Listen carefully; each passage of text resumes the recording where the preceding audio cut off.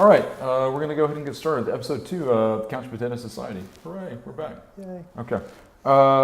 This is the show where Malachi and I have suffered through exclusive content on Netflix so that you don't have to, as well as original content that filters through Netflix in the way that Netflixy things do. All right, we're going to go ahead and we are going to get started with new content that is actually coming to Netflix this week. First off, we're going to do our sitcom and comedy genres. New, coming over here, Alexa and Katie, which is Netflix exclusive. It seems to be a show kind of in that Disney Kids vibe. And Santa Clarita, I can never say, Santa Clarita Diet, Season 2, with Drew Barrymore and Timothy Olyphant. This is the sitcom in which Drew Barrymore is a cannibal and eats on human flesh. Judging from her appearance, that also seems to be what happens in reality as well. Not much of a diet. Not much of a diet at all. Seafood diet. Trailer Park Boys Season 12 and the Joel McHale Show. And Series of Unfortunate Events Season 2. A show which a lot of people seem to like. And a lot of people seem to like it. And that we will talk about shortly. Yeah, I'll take us through the animated shows. Dino Trucks, Supercharged. Stoked. Yeah. Sword Guy, the animation, Part 1. It's a new anime Netflix put out that's opened up to pretty terrible reviews. Okay. Miraculous, the tale of Ladybug and Cat Noir. It's a French-made superhero TV show. I've seen a thing about this. I'm actually somewhat interested. You know, they actually do have a number of like foreign children's shows that are actually available on Netflix. There's actually a few of them that we've ended up watching. There's one, it's like Three Mermaids, but they all have like No, my kids watch that as well. Yes, yeah. And there's like a live action one as well. But, and it is an Australian TV show. There's another one, it's called Masha and the Bear. I don't know if you've heard of this show, but Masha and the Bear is, I was unaware of this. It's one of the most popular children's shows like in the world. It's Russian made. Really? It's Russian made. They have brought it over here. They've redubbed it in English, and it is about basically it's kind of like a Masha. She's kind of like a Little Red Riding Hood type, and this bear who's kind of like her guardian helper sort of thing. And so she wears like a head covering, like village girls, I guess, would have done like in the 1880s. And because of that, it has made this show one of the only children's shows that has successfully been exported into primarily Islamic cultures because she has a head covering. That's interesting. It's a really weird show, and a lot of these, what I end up feeling like, I wish I could watch them with subtitles because I get the feeling that there's something that's really getting lost in translation. This is my personal take on it. Masha and the Bear. Your kids will probably like it. Others beware. Dramas? All right. I don't know anything about these. These are mostly foreign, though. The Mechanism. Yeah, that's there's a big Brazilian scandal going on with the government and cover-up. It's a political drama. It is in Spanish, but I worked next to one of the places that was involved kind of in the cover-up, so that's how I know about it a little bit. It's pretty interesting. Little scandal going on in Brazil right now. Imagine that. La Palito, which is a Spanish TV series. All right.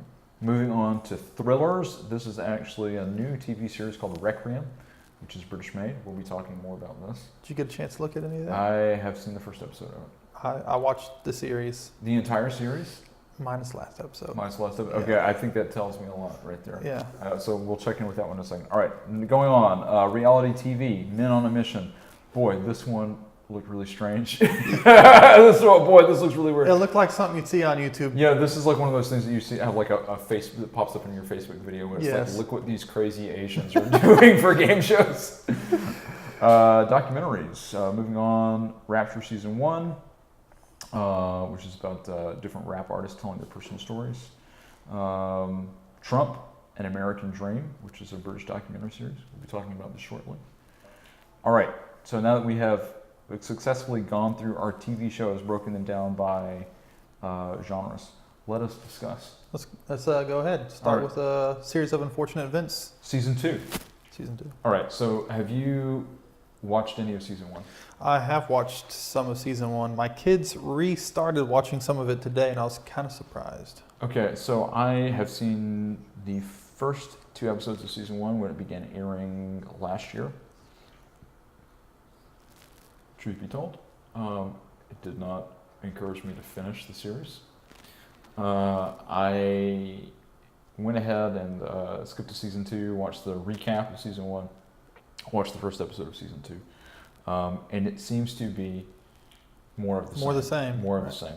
If you like it, so I guess that means it's up your alley. Now that we've said that, let's talk about what we think about it. Okay, so my problem is I can't figure out who Netflix is making this show for. I thought the same thing. Is it for kids? Is it for adults? Is it for people who loved it, growing up, just reading the books? Because the one thing that really drew me to it initially is I love the look of the show. Like, it's like very bleak and dreary. It looks like a Tim Burton movie. But the whole show is bleak and dreary. No, like it's not just the visuals.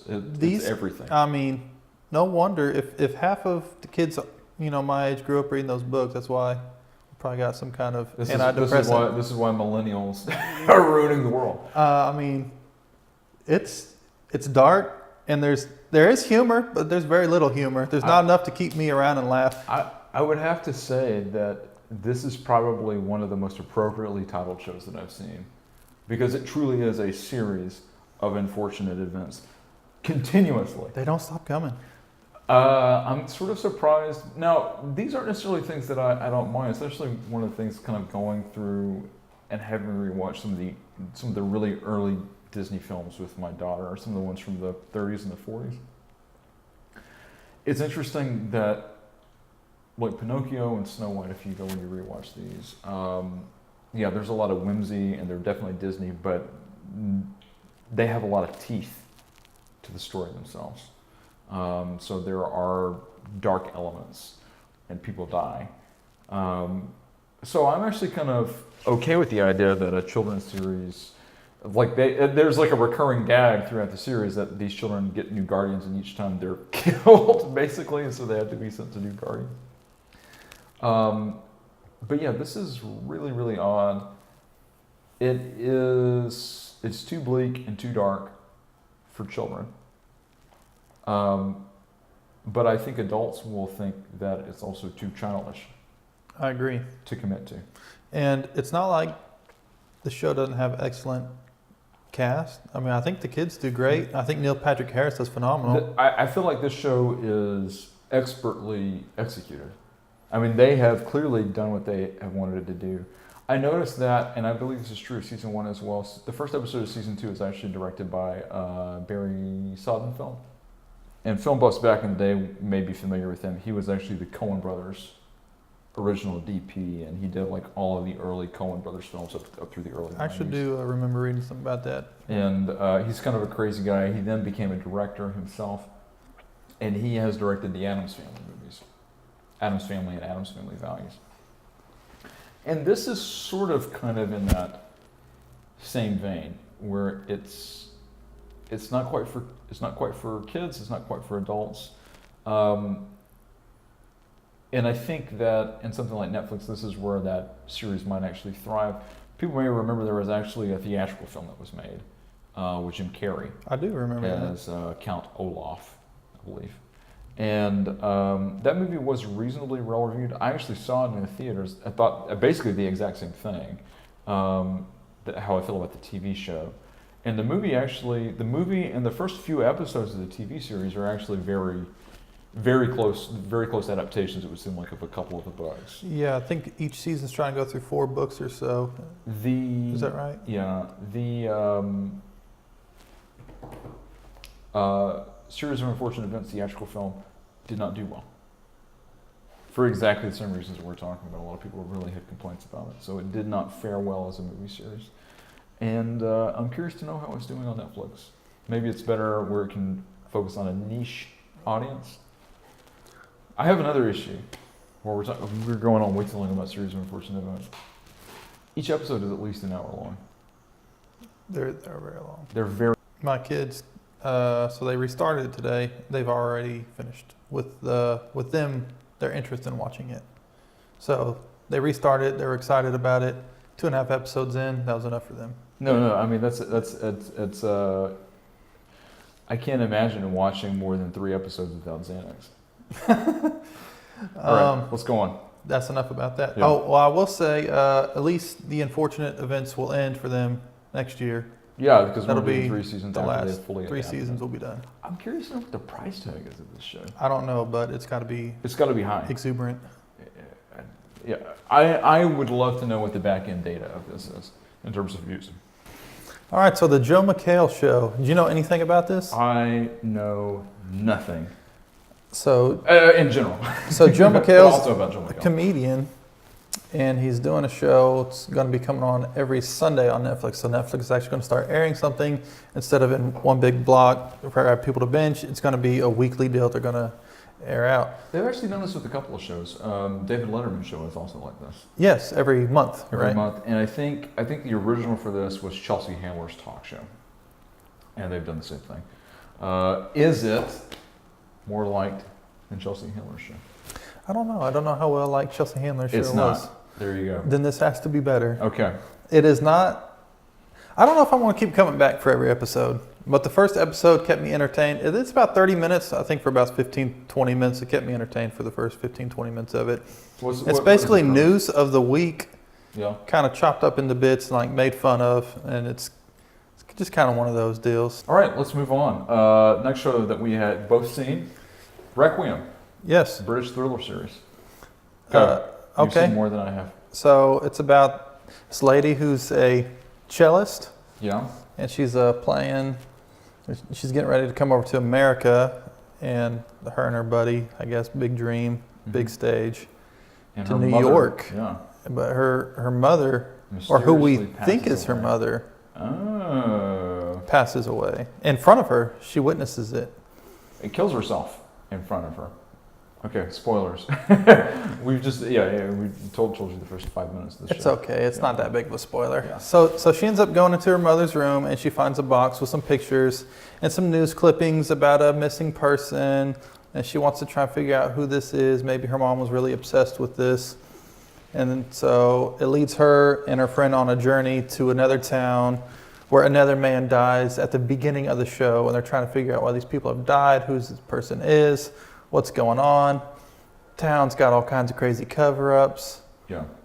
And a lot of sinister mirrors, you would seem. Yes. Okay. Okay. What'd you think? I have only seen the one episode, and truth be told, not a lot happens in the first episode, other than kind of acquainting you. It's kind of like the first episode of this is kind of like somebody sitting you down at a chessboard and you've never played chess before, and like basically what they're doing is they're pointing to each of the players and saying, "This is that player. This is what they do," and so it really is an introductory sort of an episode. I sort of had an issue with it that I kept thinking about this as though it were a horror film, okay? And this is kind of a similar issue that I had with the most recent season of Stranger Things 2, is that if this was a horror movie, you look at what has actually happened in the course of this episode, which is like a 50-minute episode, and you say, okay, everything that has happened in the course of this episode would have been accomplished within the first 15 to 20 minutes of a horror movie. And that sort of irritated me. Might have had something to do with the fact that it was incredibly late at night. That's my thing with most TV series in general. Yeah, though. it's- Like they're we've talked way about too this much stretched before. out. And we know that, okay, in this great example of this, Stranger Things was originally conceived as a movie. And it could not be financed as a movie, so then it was retrofitted to become a TV series. And I think it has the same amount of story that you would have in an hour and a half to 2 hour movie. It's just kind of expanded into, and sometimes that really works. It worked to great effect for a first season of Stranger Yeah, Things. and Love also was similar. Love was supposed to be a movie instead of a TV series. And in the case of Love, which is more character-based than story-based, seems to work really well. I will say this is another show immaculately well-produced. Requiem is very well-produced. I sort of like the fact that they were trying to kind of emulate certain 70s aesthetic, the way they use slow zooms and so forth. It's a good looking show. To be honest, at the end of the first episode, I didn't feel like there was a huge enough of a hook to really make me continue watching the series, which is kind of a big no-no for me. Yeah, I've been that way through some shows. Yeah. But I powered on. Yeah. Is that what you would say your feeling was with this one? Did you? After the first episode, I was kind of Yeah. And me and my wife, same way. Yeah. Second episode, got a little bit better. Yeah. And then the third episode, it got strange. Like, so the first couple episodes, it kind of plays out how you're expecting. Yeah. Seems almost a bit cliche on some things, and things just start going crazy. And after the third episode, you're just like, what the heck is going on? And so I've kept around just to see what happens. And I hear it has a crazy twist ending. The show's already crazy now, how it is. Okay. I'm not yet done with it, but Well, maybe that convinces me to at least give it another shot. At least on the first episode, it's hard. And okay, I don't think it's going to be a TV show for everybody. But I think the majority of people is worth giving a shot. Yeah. And okay, I always say to be fair, to be honest, but to be fair and to be honest, okay. As with most TV series, it's very rare that the first episode of a TV series is the best episode of a TV series. In fact, it's frequently one of the weakest. Yeah, I actually think the production value went up in the latter episodes, so which makes me wonder. Well, Breaking Bad is probably my favorite TV series of the last 10 years. And The Office, you like The Office as I well. love The Office. And first whole season of that is not that well. Yeah, both of those shows. If you were to judge those shows by the first season, by the very first episode, I almost did not watch any more based on the first episodes, and those were amazing shows. So it could be much better. Based on what you've said, I think I will continue watching. Roger that. Moving on to the next one. Trump, An American Dream, British documentary series. It is. You've watched all of this as well, right? I did watch all this. I couldn't get enough. Okay, so you loved it though. I loved it. I thought, man, I hope it's not too political. Yeah. But Trump is just an intriguing character. He's very polarizing. You love him, you hate him. Yeah. Very few people, like myself, are a little more neutral on him. Yeah. But I said, this has to have good entertainment value. It has to have good entertainment value. This has been a really interesting series. I appreciate the fact that most everything that you see dealing with Trump is given from a very specific frame. Exactly what you said. Very polarizing in one way or the other. Usually in most media forms, it definitely tends to be more of the late night variety. So a lot of people sharpening their knives for this guy. Yeah. But I feel exactly the way that you do, which is that what most people seem to be missing is that this is like a really, if this was a movie, if reality was a movie, and Donald Trump was in this movie, you would say that's the most interesting character of the movie. Totally. He is an endlessly fascinating individual. Incredibly fascinating. There's a funny thing about how like the media really, kind of hates on him and rails on him, but he's also kind of like their bread and butter. He is the best thing that has ever happened. I mean, it is such a weird and they basically created him. Yeah. There's no other wealthy businessman in America that you know as well as Trump. Yeah. But even before the political stuff. So I've seen the first episode of this, and I was interested enough that I'm actually looking forward to watching more episodes. I like the fact that this seems to be taking a very balanced approach to everything. So it doesn't seem to be. This isn't a partisan documentary. So let's explain what it is about, actually. Okay, continue. So Trump, An American Dream, it starts off, it's talking about his father and how his father created this great business. Now Trump turned that business into an empire, basically. Yeah. Something crazy. I mean, it was this. His dad was a real estate guy, but you hate to say small potatoes, but it really was small potatoes in comparison to what exactly his son ended up doing with this. And it leads all the way up to Trump announcing his running for president. Okay. So it starts off, talks about all that. It's only 4 episodes. It's about an hour long each episode, and each episode's terribly entertaining. Yeah. There was one criticism that I had with the very first episode, Yeah. and that is you can sort of tell a little bit about documentaries when you begin to see who the subjects are that are being interviewed. And at least in the first episode, there's very few people that are interviewed who you would say, oh, these are stakeholders in the Trump story or this Trump legacy. So it's a lot of people like bodyguards. Yeah, There's a reporter who casually knows him. Yeah, there's not a lot of like close people like No, to no, Tim it's that not, are in it's this. not intimate interviews. It's people who kind of are in his orbit at one point or another. One really interesting thing is they didn't have to go through and film a lot of new stuff for this show. I'd say up to maybe 70% of it is all news clippings and interviews that they've just spliced together. The editing's amazing for it. It is amazing archival material here. That was actually the thing that was most surprising to me about this. Okay, so all right, that's that enough is a about that. recommendation for that show. I guess we just got one more thing to talk about in this show, and that's what's coming up on Netflix, which is one show I'm interested in at least. Yeah, I am as well. It's Lost in Space. Lost in Space. This is from what I understand, a massively higher budgeted remake, although I think what they would prefer is reimagining of the classic 1960s television show, Lost in Space. And then, I've heard that the budget of this is $10 million an episode. that's significant. It's significant. I guess if you think about it, though, I think it's going to be 8 or 9 episodes. So there is basically about $100 million commitment for season 1. It's probably more than that with all the advertising. Well, yeah, I would say at least. At least.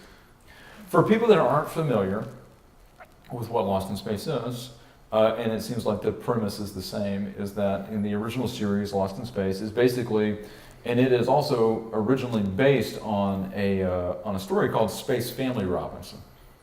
And the idea is Swiss Family Robinson in space. High concept. And I love that. Yeah. It's basically what it is that Earth has sent out a exploratory vessel called the Jupiter 2 with the world's first family to travel in space with the thoughts of colonizing a different planet. They are sending them to a planet, but a shadowy, sinister government agent sabotages their vessel, but traps himself on it instead. So that's one of those very classic premises that you would have had with movies like Guns of the Navarone, that kind of Alistair McLean thing. So it's like you have this ship of people, and somebody inside is a mole. Like he's like the inside con guy. Anyway, instead of destroying their ship, it actually just gets blown way off course. They are lost in space. And it's the story of this family trying to navigate and trying to get back either to Earth or to their original destination. And you watched the whole original TV series? I didn't watch the whole original television series because it was very difficult to do in the era that I was watching these, in reruns or in VHS tapes, and it wasn't as it was now where you would release shows in their entirety because of the physical space it would take up on tapes. But it was available through Columbia House, and watched several episodes that way, especially the first 2 seasons. This is a much loved series. One of the things that it sort of known for, this is one of the very first series to actually have every episode ends with a cliffhanger. So you have to watch the next episode the next week to find out how they resolve the cliffhanger. I have not watched. I watched just a couple episodes when I was real young, and I don't remember much about them. It had for people that have seen it, this is usually what you remember. The show was originally about the family, and then there were 3 characters that the show basically became about, and it became about Will Robinson, the boy. It became about the robot, and it became about Dr. Smith, who was sort of the very effete villain. It looks like you incomparable ninny. He would always say things like that. It looks like this new TV series is still kind of taking on some of that aspect as well to keep advertising a lot of stuff with Will, which I imagine is probably one of the main characters. I mean, Will is kind of the heart and soul of the series. When the show first started, it starred Guy Williams, who most people may be familiar with. He was the Zorro on the Disney Zorro TV series, which is incredibly famous. And he originally was supposed to be the star. And it was kind of like an Andy Opie thing with the father in Will Robinson. But eventually, the show was incredibly popular with children. And then eventually Will Robinson became kind of the focal point, much to the detriment and resentment of some of his older co-stars. How about the movie? Did you ever watch the movie? I watched it recently with my son. I have not seen it since it came out, and I remembered enjoying it, although there was it's ultra 90s. I'm gonna say it does not age well. It's a lot of frost tips and so forth. There is one really big complaint that I had about the movie, and it seems like it might be prevalent in the TV show, which I'm not looking forward to, is that in the original series, it's very much the 60s sci-fi, and that is super bright, super optimistic. This is a family that loves each other and works together. Comically so. It's like the Brady Bunch in space. Yeah. And in like Swiss Family Robinson. Swiss Family Robinson, right. And in the movie, it's actually an incredibly dysfunctional family. Which is fine.